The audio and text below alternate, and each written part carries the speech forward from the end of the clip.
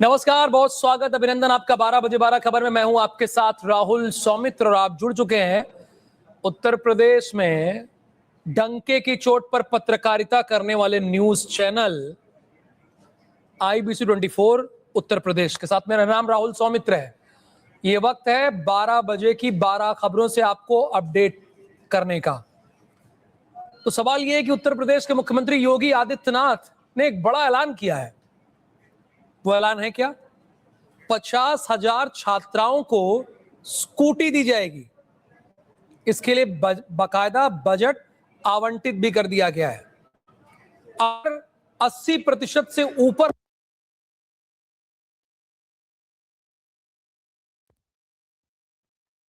के बाद अब यूपी सरकार आपको स्कूटी देने जा रही है।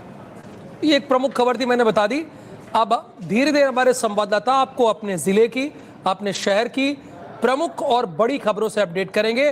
तो सबसे पहले अखंड, मैं आपसे जानना चाहूंगा, राजधानी की आज की खबर क्या है? बिल्कुल राहुल, आपको बता दें कि कहीं ना कहीं राजधानी में इस वक्त जो है तीसरे मोर्चे को लेकर के यूं कहें कि जो बीएसपी शांत पड़ी थी वो कहीं ना कहीं अब उसको लेकर के भी अब बातचीत शुरू हो गई। क्योंकि जिस तरीके से कल सादाबाद में आकाश आनंद की रैली हुई, उसके बाद जिस तरीके से उन्होंने बातें कही, उसको लेकर के अब जो बात या तोहमत या आरोप लगता था बीएसपी पर कि वो बीजेपी की बी टीम की तरह काम करती है, कल के आकाश आनंद के बयान के बाद ये सारी चीजें कहीं ना कहीं तब्दील होती हुई नजर आती है और बीएसपी भी अब मैदान पर उतरती हुई नजर आती है। उसने भी अपना कैंडिडेट ऐलान कर दिया है। 2 दर्जन से ज्यादा सीटों का उसने पहले ही चयन कर चुके हैं वो, और पहले आकाश आनंद ने एक प्रत्याशी का ऐलान किया है। सबसे बड़ी बात है कि बीएसपी के ऊपर कई बार आरोप लगाते रहे, विपक्ष वाले आरोप लगाते रहे कि बीजेपी की बी टीम बनकर के काम कर रही थी, लेकिन जिस तरीके से सादाबाद की रैली में अखिलेश यादव, राहुल गांधी और सीएम योगी को लेकर के, यूं कहें कि बीजेपी सरकार को लेकर के जिस तरीके से हमलावर थे आकाश आनंद, उनका वो अंदाज बताता है कि बीएसपी भी अब पूरी तरीके से मैदान में उतर गई है और 2027 के रण की तैयारी के लिए पूरी तरीके से वो एक्टिव भी नजर आ रही है। और सबसे बड़ी बात है कि अंदाज वही पुराना था, भले ही उनको इसको रोकते उसके लिए कि पहले पिछली बार जब निकाला था उनको पार्टी से तो अपरिपक्व बताया गया था, लेकिन अंदाज वही पुराना है, बस थोड़ा सा लहजा बदल गया है। और यही कारण है कि आकाश आनंद को अब लोग सीरियस लेते हुए नजर आ रहे हैं। और सबसे बड़ी बात है कि आकाश आनंद ने इसकी शुरुआत जरूर कर दी है और बीजेपी पर भी हमला हो रहा है, लेकिन इसके साथ ही जो उन्होंने लाइन बोली है 30 साल और 50 साल, और उन्होंने इसको कनेक्ट किया है कि मैं 30 साल का हूं और 50 साल के अखिलेश यादव और राहुल गांधी हैं, ऐसे में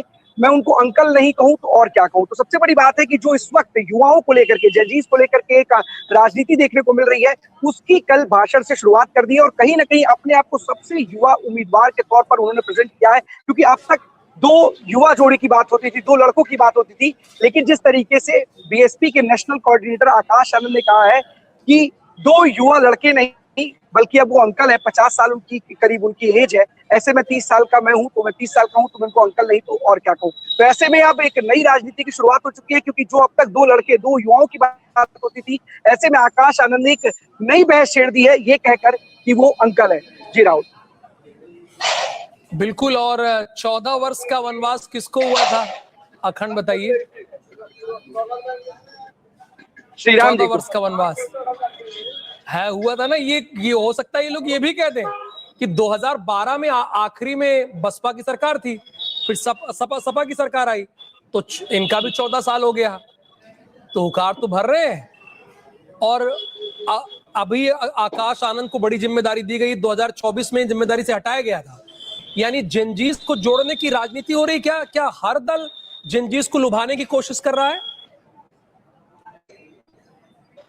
और बिल्कुल राहुल, हर दल जेनजीज को लुभाने के लिए कोशिश ही कर रहा है। और सबसे बड़ी बात है कि जिस तरीके से 8 अगस्त को छात्रों की गूंज का कार्यक्रम प्रयागराज में रखा गया था, उसके बाद जिस तरीके से हर घर तिरंगा अभियान की शुरुआत मुख्यमंत्री योगी आदित्यनाथ ने लखनऊ से की थी, वहां पर भी जेनजीज की बात की गई थी कि करीब 25 से 30 हजार जेनजीज है। ऐसे में अब ये जेनजीज को लेकर के ही कवायद हो रही है और अब इसके लिए अलग से स्वतंत्र युवा आयोग के गठन की बात कही जा रही है। तो साफ तौर पर जेनजीज को सभी लुभाने में लगे हुए और अखिलेश यादव भी लगातार जेनजीज को लेकर के बोलते आए। और जिस तरीके से वहां पर जंतर मंतर पर लाठीचार्ज की बात को लेकर के और जिस तरीके से संसद में अखिलेश यादव, राहुल गांधी लगातार बोलते हुए नजर आ रहे, तो ऐसे में कांग्रेस हो, समाजवादी पार्टी हो, बसपा हो, बीजेपी हो, सभी जेनजीज को लेकर के आगे आ रहे हैं। और सबसे बड़ी बात है कि अब जेनजीज पर ही बात हो रही है, जो अब तक इससे पहले पीडीए को भी जो धार देती हुई नजर आ रही थी अखिलेश यादव या समाजवादी पार्टी की सरकार, कांग्रेस की बात पिछड़े दल की, लेकिन अब कहीं ना कहीं पीडीए से जो शिफ्ट होता हुआ दिखाई दे रहा है वो जेनजीज पर शिफ्ट होता हुआ दिखाई दे रहा है, उनके मुद्दों पर होता हुआ दिखाई दे रहा है। लेकिन सवाल यही है कि आखिरकार जंजीस का जो ये मुद्दा है, जंजीस की जो ये बात है, ये कब तक रहेगी?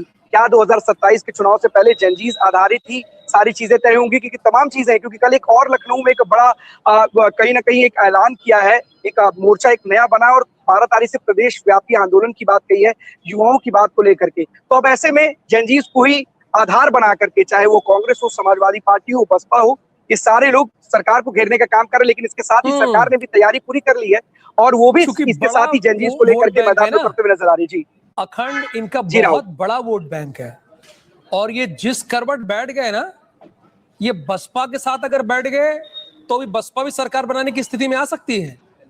ये बीजेपी बिल्कुल के राहुल पास जी। बीजेपी के साथ बैठ गए तो वापसी हो जाएगी फिर से एक बार, और अगर ये समाजवादी पार्टी के साथ बैठ गए या और कांग्रेस के साथ तो इनकी सत्ता वापसी हो जाएगी।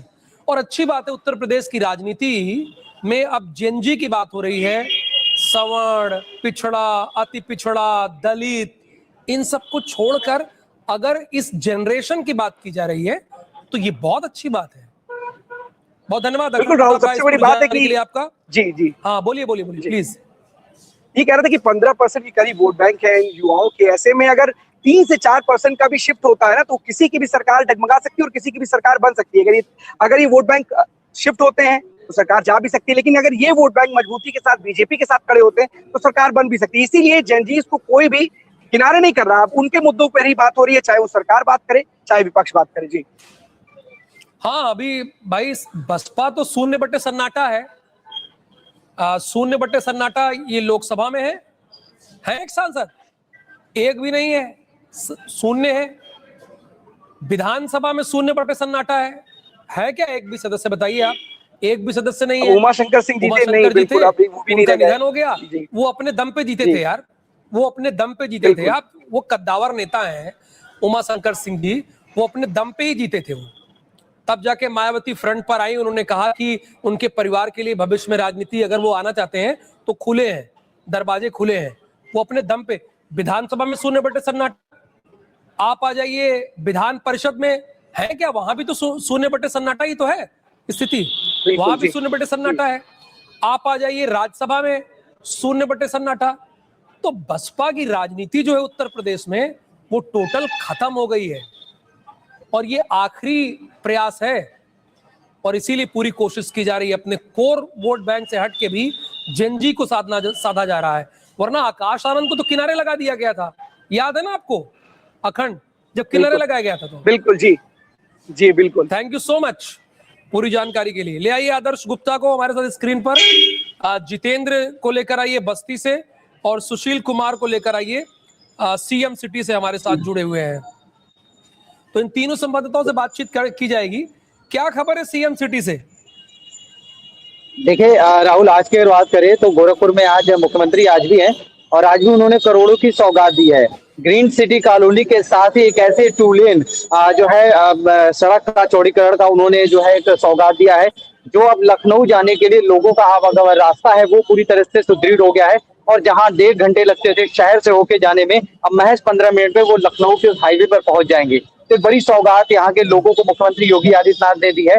तब जब आज सुबह से उनकी तबीयत नासाज थी, आज वो मंदिर भ्रमण भी नहीं गए, जनता दर्शन भी नहीं लगाए, लेकिन उन्हें पता था कि कई कार्यक्रम लगे हुए हैं और जनता उनका इंतजार कर रही है। और आज मानसरोवर मंदिर में रुद्राभिषेक भी है, तो उन सभी कार्यक्रमों में वो शिरकत की और इसके बाद एक प्राइवेट चैनल के कार्यक्रम में शिरकत करने के बाद वो सीधे संत कबीर नगर के लिए रवाना हो गए। तो एक बड़ा कार्य सौगात था जो मुख्यमंत्री योगी आदित्यनाथ ने राहुल ने दिया है। दूसरी अगर खबर राहुल बात करें तो यहाँ पर एक प्राइवेट अस्पताल में एक बीजेपी के कार्यकर्ता की मौत हो जाती है। 6 अगस्त को उसका हार्निया का ऑपरेशन होता है, 24 घंटे बाद उसे डिस्चार्ज कर दिया जाता है और उसके कुछ ही 2 दिन बाद फिर उसकी तबीयत खराब होती है, उसी हॉस्पिटल में ले जाया जाता है और वहां पर ये कह करके उसे रेफर कर दिया जाता है कि इन्हें बेहतर इलाज की जरूरत है। और जैसे ही एम्बुलेंस से आगे बढ़ते हैं वो लेकर के, जैसे एम्बुलेंस में उसकी मौत हो जाती है, फिर वापस वो परिजन डेड बॉडी लेके आते हैं और अस्पताल पे ही हंगामा करते हैं। फिलहाल इस पूरे मामले में जो है तहरीर दिया जा रहा है और कार्रवाई करने की बात कही जा रही है। जी राहुल, धन्यवाद पूरी जानकारी के लिए आपका। आदर्श, क्या खबर है हरदोई से? देखिए राहुल, आज हम बताना चाहेंगे हरदोई जनपद के पोखरपुरवा गांव में आज 8 तारीख को चोरी हुई की घटना को लेकर आज इसी 24 प्रमुखता से दिखलाया था। और उस 6 घर में जाकर सभी की अपनी राय जानी कि कितनी क्या चोरी हुई थी, जिसको लेकर पुलिस को लेकर भी सवाल उठाए गए थे कि पुलिस यहाँ पर ड्यूटी नहीं करती है और पुलिस यहाँ रात को गश्त भी नहीं करती है, जिसको लेकर IBC 24 ने खबर को प्रमुखता से दिखाया था। और इस खबर को देखते हुए पुलिस अधीक्षक अशोक कुमार मीणा ने संज्ञान में लिया और संज्ञान में लेने के बाद 2 पुलिसकर्मियों को तत्काल प्रभाव से सस्पेंड कर दिया गया है। और जिसमें जो 2 पुलिसकर्मी हैं कोतवाली बिहार में तैनात आरती मनोज सिंह और नीलेश अहिरवार, इन दोनों को प्रभाव से तत्काल सस्पेंड कर दिया गया और इनके खिलाफ विभागीय कार्रवाई कर दी गई। जिन मकानों में चोरी हुई है उनका भी जल्दी खुलासा करने के लिए एक टीम को गठित किया गया है, जल्द से जल्द उसका खुलासा कर दिया जाएगा। जी राहुल, बहुत धन्यवाद आदर्श गुप्ता इस पूरी जानकारी के लिए। जितेंद्र, बस्ती से क्या बड़ी खबर है? बिल्कुल, बस्ती से बड़ी खबर की बात की जाए, जिस तरीके से कांवड़ यात्रा लगातार बस्ती चल रही है, आज भी जलाभिषेक हो रहा है, लेकिन वहीं बीजेपी के नामित जो सभासद है कहीं ना कहीं वो गांजा के साथ पकड़े गए, यानी 10 किलो गांजा, जो कि वर्तमान समय में वो सभासद भी है। तो कहीं ना कहीं अखिलेश यादव ने भी इस मामले को जो है कहने का उन्होंने एक मनोरंजन के तहत लिया, उन्होंने अपने सोशल मीडिया पे लगाया है गांजा नहीं मांझा है, क्योंकि उन्होंने इस तरीके से एक मजाक के तौर पर उन्होंने लगाया और कहीं ना कहीं बीजेपी को भी टारगेट करते हुए नजर आए। लेकिन बीजेपी की जो नामी सभासद है उनके पास से 10 किलो गांजा जो मिला है वो कहीं ना कहीं कांवड़ में खपाने की तैयारी की जा रही थी। राहुल, बहुत धन्यवाद इस पूरी जानकारी के लिए और 12 बजे 12 खबर में सभी संवाददाताओं का बहुत बहुत धन्यवाद हमारे साथ जुड़ने के लिए और देखते रहिए, बने रहिए IBC 24 यूपी के साथ।